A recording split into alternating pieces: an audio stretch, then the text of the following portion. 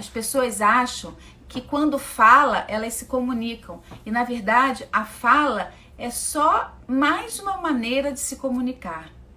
E a comunicação, não necessariamente, ela tem o diálogo. Então vamos tentar destrinchar um pouquinho isso aqui. A comunicação, gente, a gente se comunica de várias maneiras. E é importante pautar. A gente pode se comunicar por expressões faciais, a gente se comunica através do olhar, a gente se comunica através da postura, do comportamento. Então, através de como eu me coloco, né, nessa postura de frente para o outro. Então, a gente tem muitas maneiras de se comunicar sem ser através da fala. E o outro já percebe. Então, se, por exemplo, eu chego do meu trabalho e o meu companheiro tá na sala com a cara emburrada, ele já tá se comunicando comigo. Eu já entendi que ele tá chateado com alguma coisa.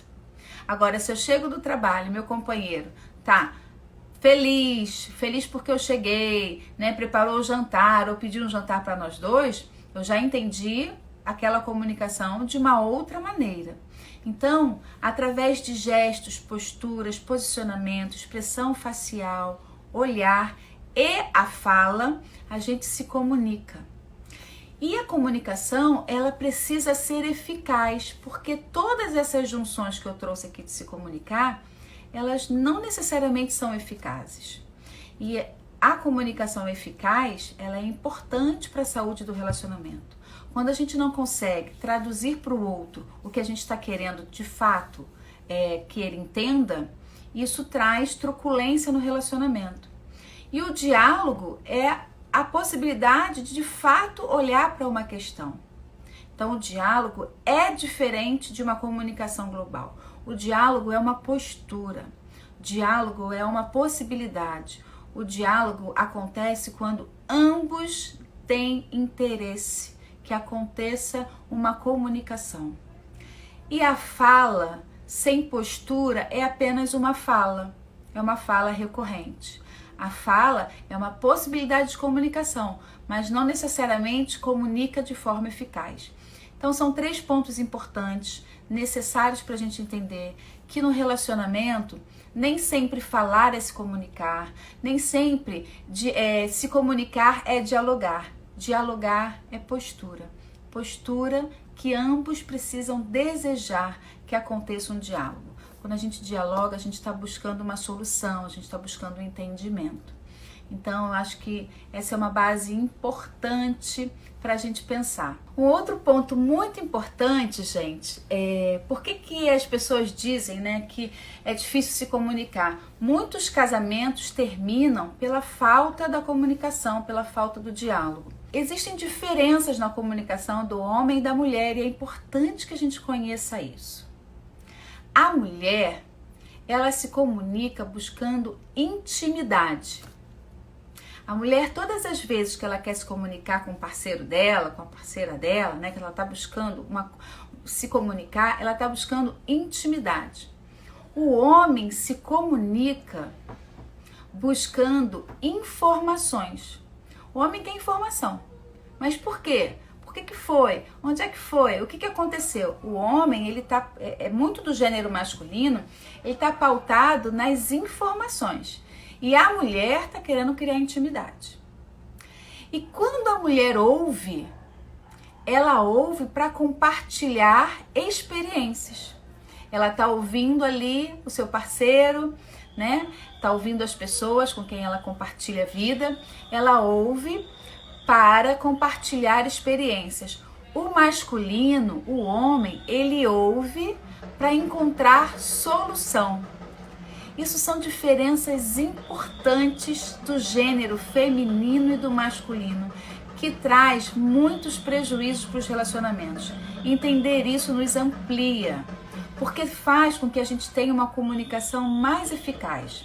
Às vezes a mulher quer conversar com o homem e ele está ali colhendo informações e querendo encontrar uma solução, mas ela não quer solução, ela só quer compartilhar o que aconteceu na vida dela. Ela quer um colo, ela quer um carinho, ela quer um afeto, né? E por vezes a mulher escuta o homem, né? E ele tá querendo que ela leve uma solução, e ela na verdade tá ali, isso já aconteceu comigo e tal, que pena. Então, essa diferença de gênero, ela traz muito desencontro na comunicação do casal, nessa comunicação eficaz do casal. E quando a gente se amplia para entender isso, isso possibilita com que a gente já comece uma conversa, já comece se colocando, dizendo para o outro: olha, meu amor, hoje eu só quero que você me escute. Não quero arrumar solução para nada. Eu quero apenas que você me escute. E aí o homem pode dizer: olha só, vou te falar uma coisa, eu queria que você me ajudasse a encontrar uma solução.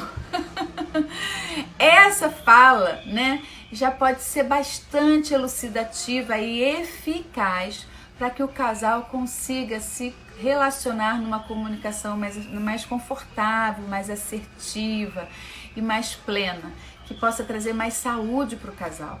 Então, essas diferenças entre o homem e a mulher na comunicação, é muito importante a gente conhecê-las. E tem um outro ponto que eu quero trazer, que quais são os erros da comunicação do casal? Hoje eu vou falar e vou deixar tempo para perguntas, tá? E aí eu vou trazer para vocês assim os equívocos que acontecem na comunicação no relacionamento. O primeiro equívoco é a suposição de que a gente já conhece o outro e de que o outro já nos conhece. Isso é um equívoco muito grande e muito profundo até. Às vezes a gente está sentindo algo, às vezes a gente está incomodado com alguma coisa e a gente se cala na suposição de que ele vai entender que eu estou chateada por causa disso, daquilo.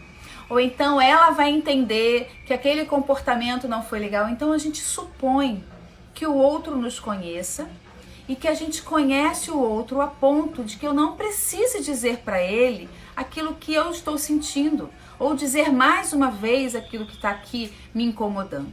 Essa suposição traz afastamento, porque se eu suponho, eu, ao invés de falar, eu me calo. Então, a gente de fato, quando a gente começa a se relacionar e com intimidade, a gente vai conhecendo um ao outro, mas essa suposição só atrapalha uma comunicação eficaz. Não suponha, né? Pergunte o que o outro está pensando sobre isso. Um outro ponto, um outro erro importante da comunicação do casal é confiar no amor do outro. Olha que ponto importante. Confiar no amor do outro atrapalha a comunicação.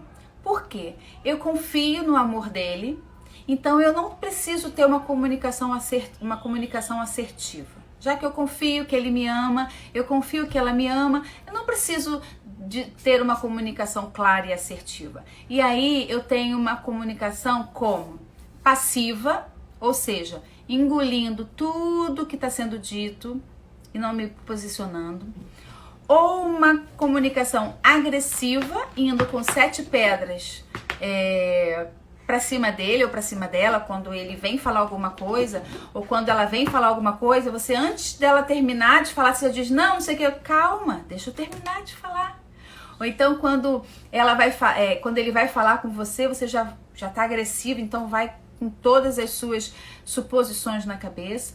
Então a gente assume, por confiar no amor do outro, a gente assume uma postura passiva, engolindo, ou agressiva, né, indo com 7 pedras na mão, ou passivo-agressiva, que é a comunicação mais perigosa, que é aquela que a pessoa não se coloca e fica colocando através de piadinhas, de farpas, de inferências, sabe? O outro fez uma coisa, bem que eu entendi. Vocês conhecem pessoas assim, gente? Esses são 2 erros importantes para elucidar aqui na comunicação de casal. E aí, gente, eu quero dar dicas para que a gente tenha uma comunicação mais eficaz. 3 dicas importantes para melhorar a comunicação do casal. A primeira dica é: esteja disponível. Para que a gente se comunique com o outro e que o outro se comunique com a gente precisa estar disponível para que essa comunicação aconteça. E estar disponível é olhar no olho, é virar o corpo, né? Muitas vezes a pessoa está falando com a gente nem olha para ela, está com a cara enterrada no celular, ou com o rosto virado para a televisão, ou continua fazendo o que estava fazendo, né? Então, assim, quando a gente está se relacionando, a gente precisa compreender que o respeito na relação se faz necessário. E esse respeito se passa também pela comunicação.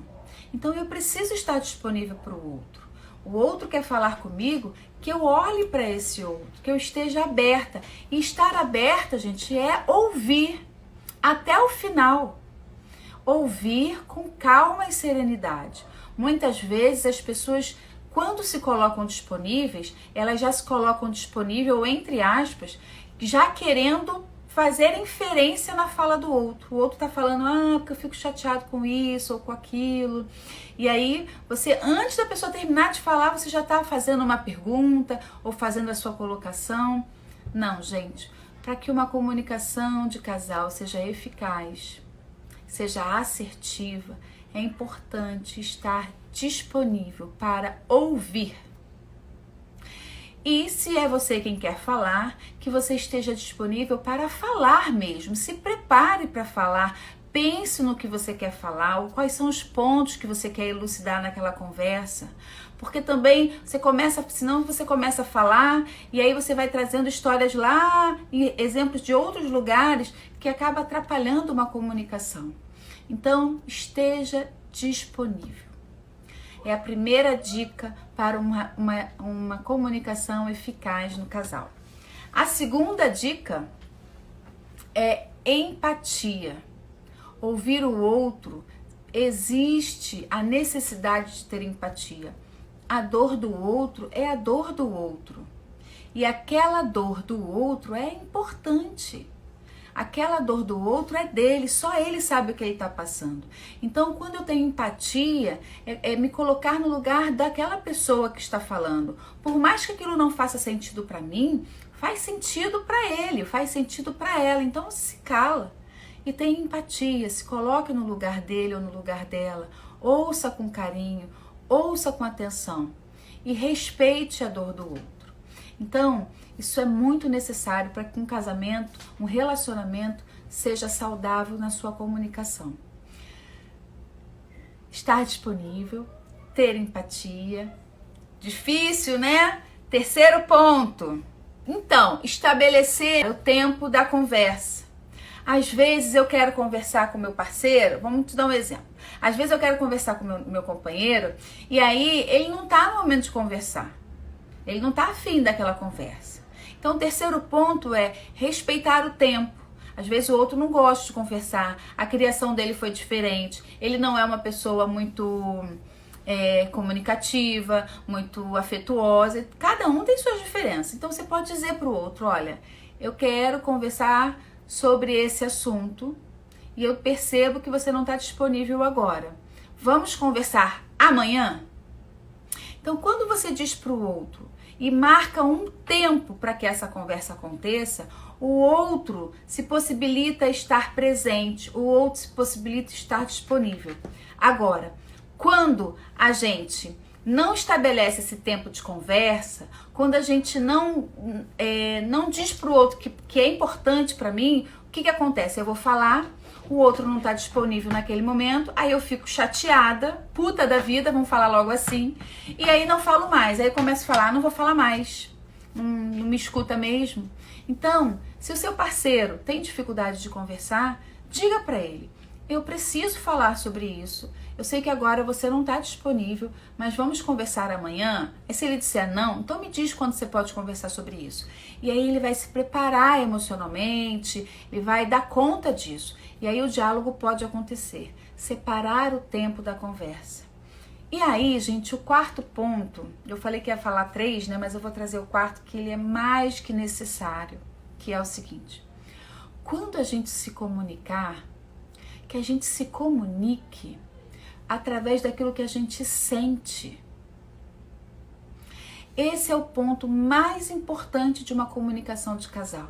Sair da mente que mente e vir para aquilo que a gente sente. Então, se o meu parceiro tá lá no celular o tempo todo ou na televisão e eu eu fico chateada com isso, deve ter acontecido aí na sua casa, presta atenção, aí você começa, pô, larga esse celular, caramba, você vive nesse celular, já tô ficando irritada com isso, né, assim, eu não consigo falar com você que você tá no celular. Aí o que ele responde pra você de volta?